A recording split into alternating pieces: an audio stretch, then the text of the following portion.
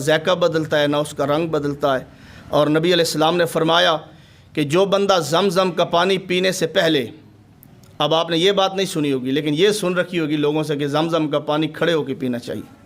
پتہ نہیں کس نے یہ روایت بیان کی کہ زمزم کا پانی کھڑے ہو کے، حالانکہ عام پانی جو ہے نا، یہ ہمارے